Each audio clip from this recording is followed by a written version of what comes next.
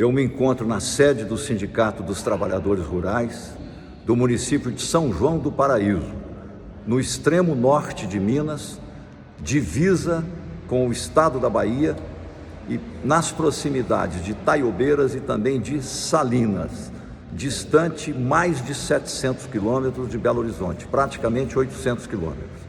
Eu tenho a alegria de reencontrar, rever um velho, grande e bom amigo dos tempos de fundação do PT, naqueles idos de 1980, mas também velho e bom amigo dos tempos em que eu cooperava com a Federação dos Trabalhadores no estado de Minas Gerais, ocasião em que o André Montalvão, lá do sul-sudoeste de Minas, era o presidente e formava uma diretoria de excelência com Joaquim de Poté e aqui nesta região com meu amigo José Caroba, Zé Caroba, que fundou pelo menos 6 sindicatos de trabalhadores rurais, inclusive este aqui onde nós nos encontramos, sendo que esta sede, vou mostrar o Zé Caroba, esta sede onde nós estamos, aqui o meu amigo James Ladeia, foi ele que construiu, foi ele que fundou aqui em São João do Paraíso o Sindicato dos Trabalhadores Rurais. Zé Caroba, você, líder sindical, ligado à FETAENG, organizador de sindicatos de trabalhadores rurais, você fez esse trabalho de criar sindicatos de trabalhadores rurais numa região então caracterizada por aquilo que se chamava de coronelismo, predominando o latifúndio, um conservadorismo, inclusive violência contra o trabalhador rural, e no tempo da ditadura militar que prendia líderes de trabalhadores, prendia pessoas que lutavam na resistência democrática. Conta um pouco dessa sua vida. Naquela oportunidade, quando nós fundamos o Sindicato de Trabalhadores Rurais aqui de São João do Paraíso, as empresas reflorestadoras estavam no auge do reflorestamento. Inclusive, em 1982, nós fizemos a primeira greve dos trabalhadores rurais do Brasil, onde nós paralisamos a empresa aqui em São João do Paraíso por 90 dias, porque encontrava o salário atrasado há 9 meses. E os trabalhadores recebiam, era vale em armazém, recebiam em produtos.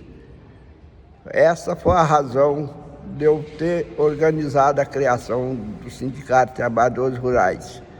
E como o eucalipto era a expansão de toda a região, eu trabalhei pela fundação do Sindicato dos Municípios Vizinhos, que também estava sendo ocupado com o reflorestamento. Quais municípios? Itaiobeira, Rio Pardo de Minas, Águas Vermelhas, atualmente o município de Ninheira, Vargem Grande, Montezuma, Santo Antônio do Retiro e Grão-Mogol.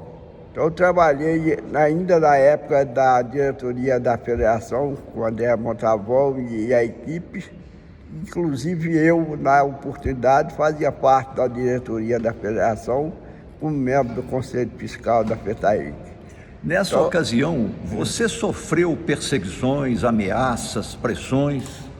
Aqui nós tivemos muita pressão na época do policiamento do DOPS, inclusive com prisão e tortura em companheiros, e morreu 2 companheiros na oportunidade, vítima da tortura. Você lembra os nomes deles? Tem João, conhecido como João de Henrique, que era João dos Santos Neto, e o companheiro Ananias, que era membro do sindicato, era tesoureiro, ficou preso, sofreu tortura na prisão, e o cunhado dele, o Erdito, também esteve preso por uns 2 dias. Isso sob a tortura do DOPS. Eles foram presos aqui em São João do Paraíso?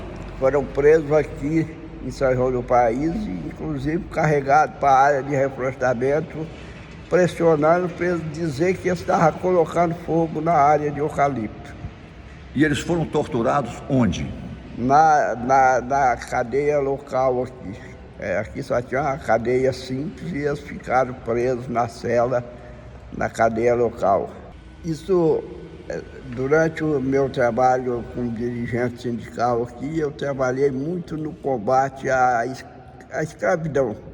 As carvoarias trabalhavam praticamente com trabalho escravo, com menores, com crianças, e eu fiz uma atuação cerrada com fiscalização do Ministério do Trabalho para tentar trabalhar e amenizar essa situação. E até hoje a gente tem a marcação pela posição que a gente tomava e toma ainda hoje no movimento sindical. Apesar de eu ter afastado do movimento sindical rural, eu comecei dando suporte aos companheiros da região e à criação de associações comunitárias. Até hoje atuo dando suporte às comunidades rurais para a organização e busca das melhorias de condições de vida.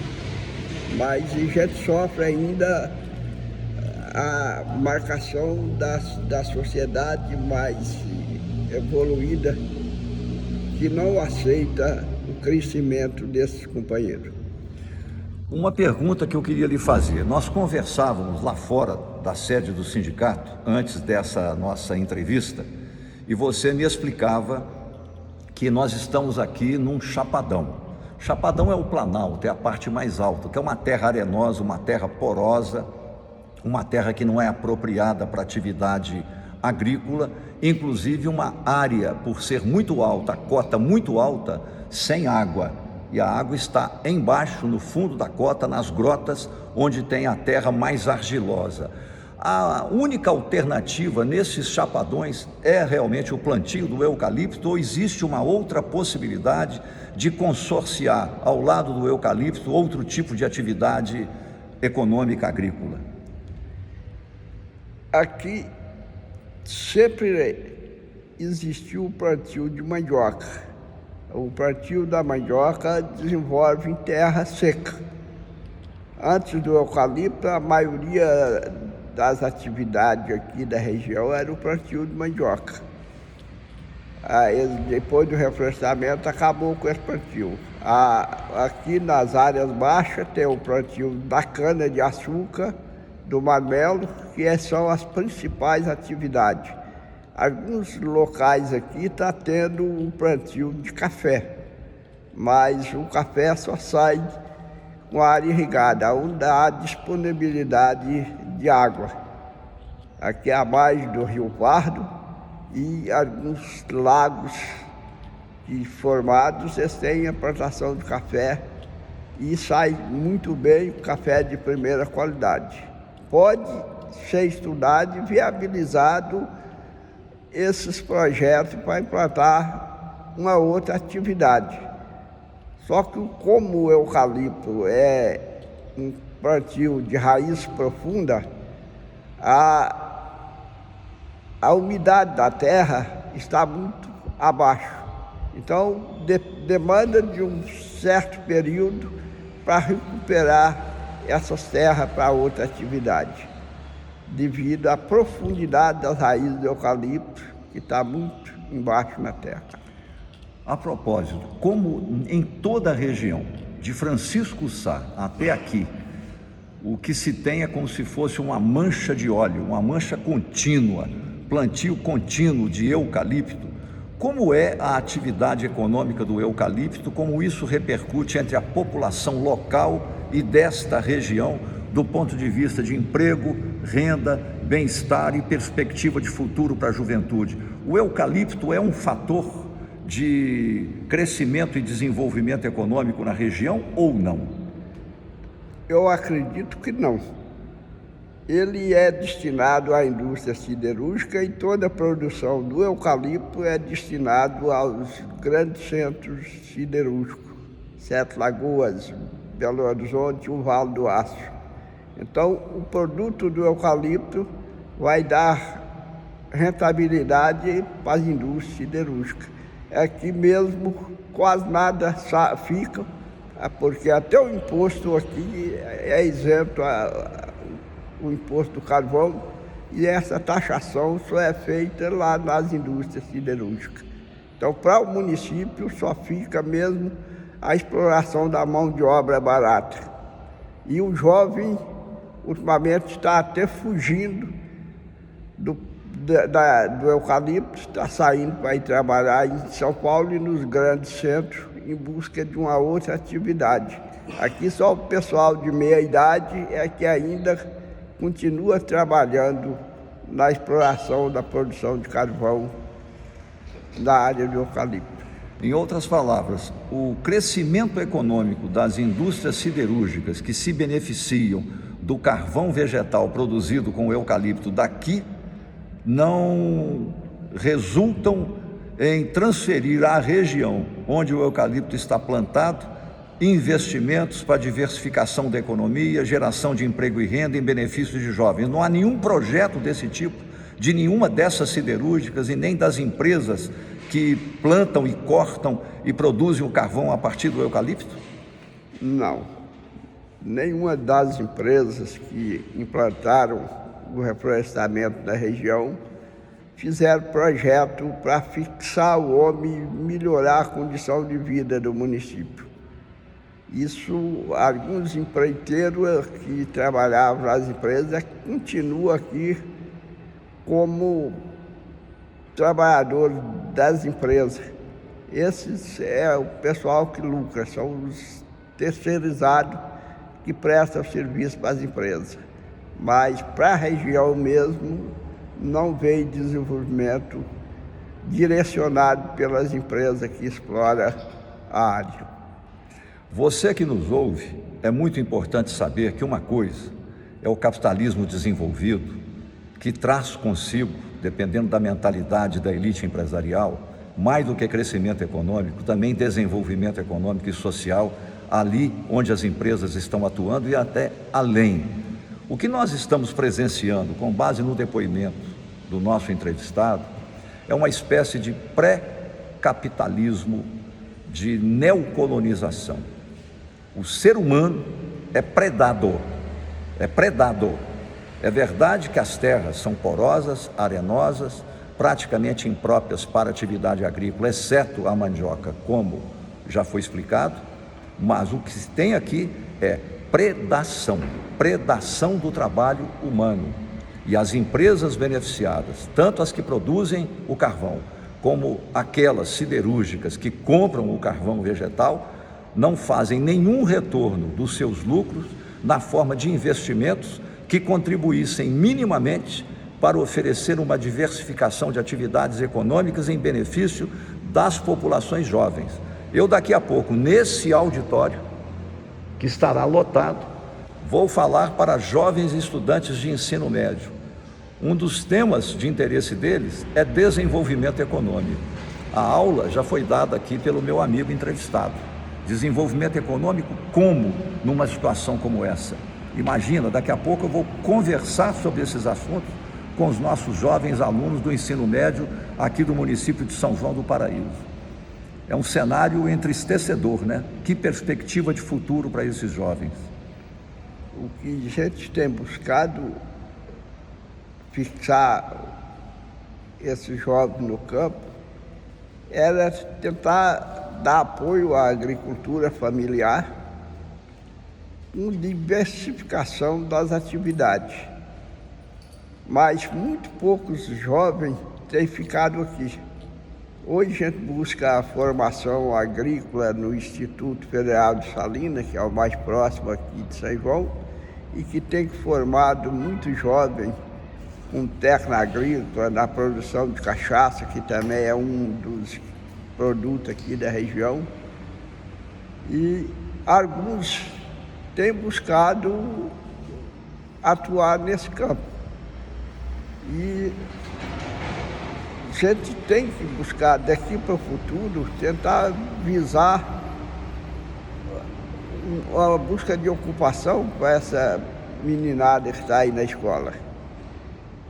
Isso eu tenho falado, trabalhei no ramo de educação por 32 anos e sempre tentava orientar alguns dos jovens aqui até encaminhar para a formação fora do município de São João, buscando a melhoria e, graças a Deus, a maioria dos nossos jovens foi buscar essa formação lá fora.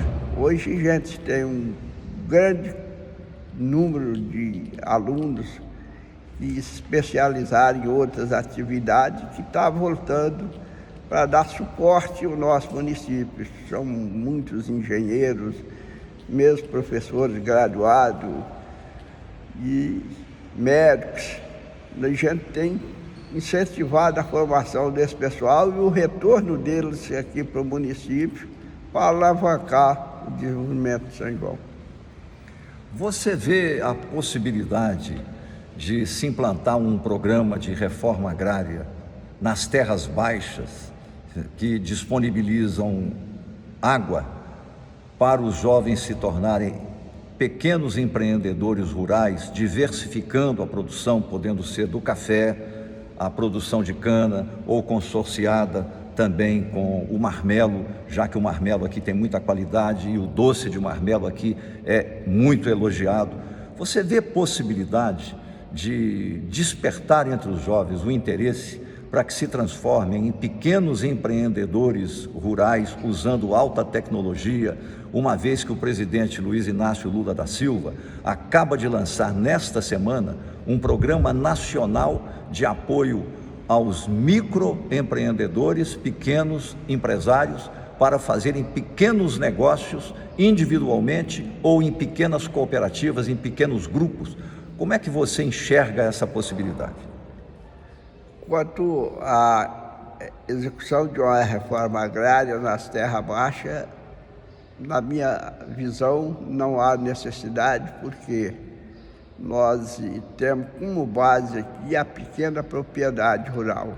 Não existe nenhum latifúndio nas terras baixas. A reforma agrária já está feita nas terras baixas? Naturalmente já está feita. Nós temos aqui mais de quase 3 mil pequenas propriedades, tudo localizadas nessas baixas, nesses vales, que nós aqui chamamos de cabeceiras. Então já é praticamente uma reforma agrária com pequenos assentamentos. O que a gente está precisando é de incentivo para dar condição a esses companheiros de produzir e segurar essa juventude lá da roça, porque eles vão crescendo e vão deixando os pais sozinhos e se deslocando. E se tiver um incentivo para segurar eles no apoio à família lá na roça, eles vão permanecer. Só que eles não ficam porque não têm condição de sobreviver, tem que buscar essa força fora da propriedade. Passando para um outro assunto, você foi um dos fundadores do Partido dos Trabalhadores em Minas Gerais e no Brasil. 1980 foi quando nós nos conhecemos. O presidente Luiz Inácio Lula da Silva está sendo bem avaliado, inclusive até setores da oposição reconhecem que a economia vai bem. Todas as políticas públicas sociais dos governos Lula I, Lula II e Dilma, que haviam sido interrompidas pelos governos Michel Temer e Bolsonaro, estão retomadas em plenitude. Já se fala em crescimento do produto interno bruto da ordem de 3% neste ano, e a perspectiva, o horizonte visível da economia brasileira é de um crescimento, ainda não podemos dizer sustentável, nesse patamar, combinado com a retomada das políticas públicas sociais, o aumento do nível de emprego, inclusive emprego formal, a elevação da renda média do trabalhador, de tal modo que há um horizonte visível de boas notícias referentes ao governo Lula. Entretanto, nessas eleições municipais, cujo segundo turno ocorrerá nos próximos dias, o prestígio do governo Lula e o prestígio do próprio presidente Lula não se transformaram em voto do eleitor nos candidatos do PT. O PT saiu-se muito mal nessas eleições. Até o presente momento, ainda o segundo turno não terminou, não elegeu nenhum prefeito de capital e em Minas Gerais houve a reeleição da prefeita de Contagem, Marília Campos, e da prefeita de Juiz de Fora, já eram prefeitas, porém em outras cidades grandes, até de menor porte, o PT não fez nenhum prefeito. Então é um resultado muito ruim, e mesmo em Belo Horizonte, onde o PT já havia eleito Patrus Ananias, Célio de Castro, Fernando Pimentel e depois em aliança Márcio Lacerda por 2 governos, em seguida por aliança Calil e a reeleição de Calil, e agora o PT obteve somente 4% dos votos na capital mineira, que historicamente no período democrático vem se demonstrando uma cidade progressista. Como eu disse, elegeu 3 prefeitos do PT, 2 do PSB e Calil em aliança com a participação do PT. Mas agora não. Agora disputa um bolsonarista extremista e um prefeito, o Fuad Noman, que era o vice de Calil, que é do PSD, um partido de centro democrático. Na sua visão, o que é que está acontecendo? Por que chegamos a essa situação? E o que você pensa que deveria acontecer de mudança no interior do PT daqui para frente? O que eu tenho avaliado é que o trabalho de base do partido, da formação de liderança, não tem sido exercido. Há pelo menos 15 anos atrás, deixou de ter esse trabalho de formação da base e tem afastado muito a atuação das lideranças locais no interior. Isso tem dificultado essa formação e atuação política dos companheiros do PT. Eles têm trabalhado muito na valorização da mídia. E a maioria, que era a base de formação do PT, era a base do assalariado, da base pobre da população brasileira, não tem muito acesso à mídia. E ele foi distanciando da atuação política partidária. Os outros da direita apoderaram desse poder que a mídia tem e passaram a investir na influenciação da população. E eles acabaram crescendo. Um desses exemplos foi aqui mesmo em São João, que nós ganhamos todas as eleições de Lula, da primeira até a última, e tomamos uma lavagem feia nessa atual. E praticamente eu fui candidato a vice-prefeito aqui e não chegamos a 1% da votação. Então foi um desastre. Quando nós tivemos 60% dos votos na eleição passada para Lula, não tivemos 1% na eleição do prefeito agora. Uma pergunta que eu quero fazer que me inquieta. Entretanto, o PT em Minas Gerais, nas últimas eleições parlamentares, há 2 anos atrás, foi razoavelmente bem sucedido. Elegeu 10 deputados federais e elegeu 10 ou 11 deputados estaduais. Portanto, o PT em Minas Gerais tem de 20 a 21 deputados entre federais e estaduais. Inclusive, alguns dos deputados atuam nesta região norte e do Jequitinhonha. Você falava de um déficit, se não do desaparecimento da atividade de formação política, de orientação e um descolamento entre o partido e as bases. A pergunta que eu lhe faço: e os deputados? Aqui em São João do Paraíso, nessa eleição passada, nós tivemos 8 candidatos votados, 4 federais e 4 estaduais, e praticamente todos eles foram eleitos. Só que durante esse período desses 2 anos, praticamente não teve aquela presença com nós, liderança do partido.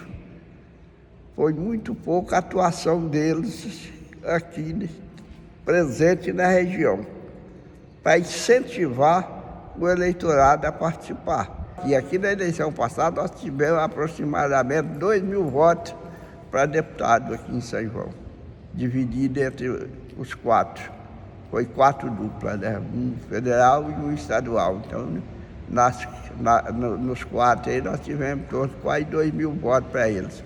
Mas o apoio deles, pessoal aqui, para dar suporte, já alavancar o crescimento do partido, não houve. Uma vez que você deu o testemunho local dos resultados eleitorais aqui nas eleições municipais, do descolamento entre o voto nas eleições municipais deste ano e o prestígio do governo do presidente Lula e do próprio presidente Lula, a pergunta que eu lhe faço é: que solução você vê? Que propostas, que ideias você apresentaria a todos nós do PT, aos parlamentares, aos dirigentes do partido em Minas Gerais? O que precisaria ser feito a partir de agora para o PT dar a volta por cima, sair da crise, retornar às bases? Quais são as suas sugestões? Eu acredito que é necessário organizar encontros regionais com a participação da militância e tentar buscar esse pessoal de novo para debater nos encontros regionais que deixou de existir. Isso eu fazia muito encontro aqui em Itaiobeira, Salina, Montes Claros, aqui no Vale do Jequitinhonha, para discutir e tentar unificar o partido, formar essas bases. E esse trabalho é preciso retornar. Se o diretório estadual não assumir essa tarefa, dificilmente o PT vai reerguer. Tem mais alguma coisa que você gostaria de acrescentar? O que eu gostaria de acrescentar é que o partido, no geral, tem que olhar mais para a cidade pequena, inclusive na distribuição de recursos do fundo partidário e eleitoral. Eles deram prioridade só aos grandes centros. As grandes cidades receberam recursos para trabalhar a campanha eleitoral e os pequenos municípios praticamente nada receberam. Então, as nossas bancadas de vereadores no interior não teve recursos para trabalhar o campo eleitoral, enquanto os outros dispuseram de muito recurso. E essa é uma diferenciação que compromete muito a disputa do voto. A propósito, uma última pergunta que eu queria lhe fazer. No final de 2020, o presidente Jair Messias Bolsonaro encontrava-se sob risco de impeachment, pelos desmandos do governo dele, inclusive o modo como ele destratou o ser humano por ocasião da pandemia da Covid-19. Entretanto, ele fez um acordo com o Centrão através do Lira, que logo em seguida seria eleito presidente da Câmara, em substituição a Rodrigo Maia. E introduziu-se esta coisa que hoje está sendo chamada de emendas milionárias. Havia até a emenda PIX, que recentemente o Supremo Tribunal Federal considerou inconstitucional, porque não havia nenhuma maneira de rastrear e tornar transparente a destinação dos recursos, já que os recursos caíam no Caixa Único do Tesouro Municipal e não havia como contabilizar a destinação disso. O fato é que, até antes do acordo de Bolsonaro com o Centrão e o surgimento dessa figura das emendas milionárias, um deputado federal dispunha por ano de algo em torno de 10 milhões de reais, um valor até razoável, na forma de emendas para alocar nas chamadas bases eleitorais nos diferentes municípios. Entretanto, hoje esse valor é de 55 milhões de reais por deputado de qualquer partido, não há situação ou oposição, 55 milhões por ano, o que resulta em 220 milhões ao longo de 4 anos. Como é que você vê essa questão das emendas milionárias no valor de 55 milhões, sob controle pessoal de cada deputado? Como é que fica a democracia, a competição eleitoral, a vida partidária, a partir do momento em que entra em cena essa chamada emenda milionária? Isso é um dos pontos que tem interferido na disputa eleitoral. Os deputados usam esse recurso para investir naqueles municípios que eles têm uma base de voto mais ou menos garantida. que é praticamente o que acontece nesses pequenos municípios, onde algum líder destaca. Eles canalizam mais recursos para eles para garantir a base de votação deles na próxima eleição. E isso tem fortalecido a tática de alguns deputados, que eles não pulverizam o recurso, eles centralizam. E isso tem garantido a eleição deles e a manutenção deles no poder. Aí o Congresso vai continuar nessa direção, sempre o Centrão se sustentando, que não vai mudar a linha política de ação deles. Eu estou com uma ideia que eu queria ouvir seu comentário. Eu ainda não apresentei oficialmente, mas pretendo escrever um artigo, publicar e sugerir um debate fraterno, transparente, corajoso sobre a questão das emendas milionárias. Claro que eu gostaria que, ao invés de 55 milhões, cada deputado dispusesse por ano de até 10 milhões de reais, que é até um valor muito alto. Até um valor muito alto. Mas enquanto existe a emenda milionária, eu imagino que o PT deveria tomar uma decisão como partido, em nível nacional, em nível estadual e repercutindo nos municípios. 50% do valor das emendas disponibilizadas para cada deputado, ao invés de serem destinadas pelo deputado, seriam destinadas pelo Partido dos Trabalhadores, na forma de um orçamento participativo, que é uma ideia originária do PT.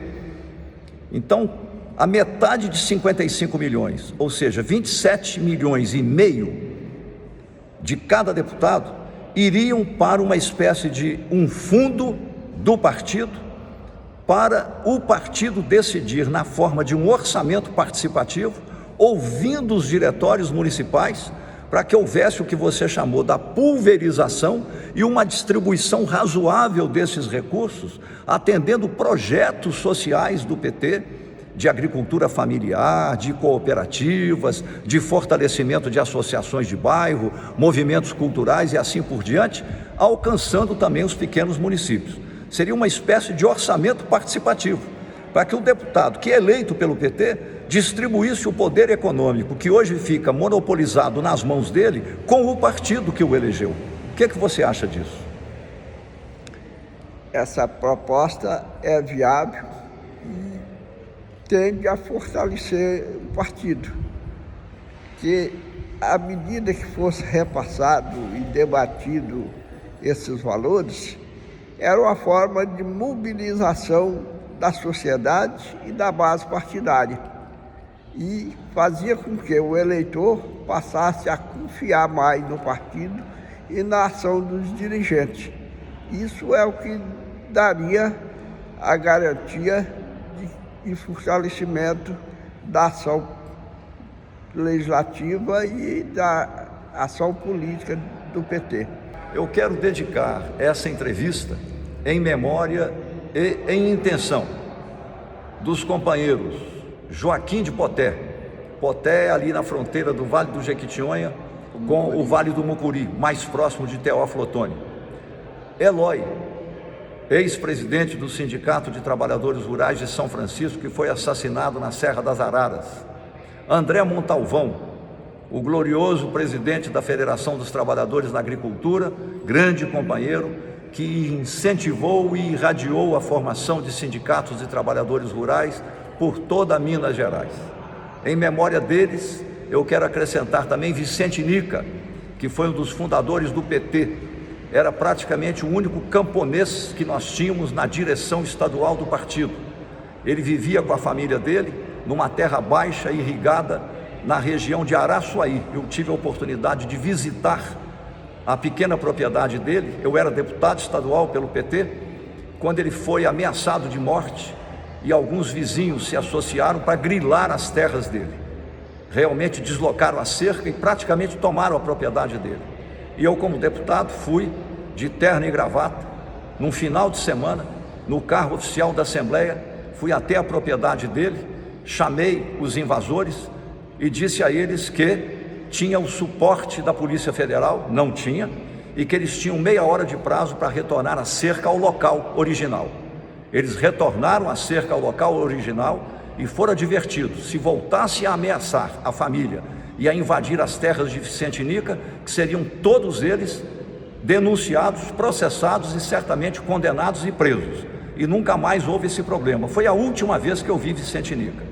Depois ele faleceu e eu não tive mais contato. Eu quero deixar o testemunho aqui em homenagem também a Vicente Nica, esses grandes e valorosos líderes do movimento de trabalhadores rurais de Minas Gerais, que lutaram tanto e organizaram, como este nosso companheiro aqui, os sindicatos de trabalhadores rurais ao tempo da ditadura militar, quando fazer sindicato de trabalhadores rurais e fazer sindicalismo no campo era correr risco, se não de morte, pelo menos de prisão e de tortura, como vimos aqui a denúncia que ele fez com os nomes das pessoas, o período em que aconteceu e o lugar onde aconteceram as torturas.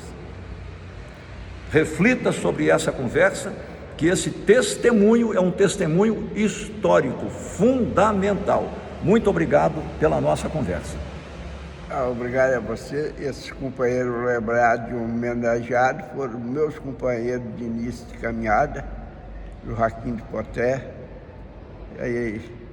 Eloy, foi meu companheiro de batalha. Tivemos junto em vários encontros aqui no norte de Minas, em São Francisco, inclusive com o menino filho dele continuou, Paulo de Eloy.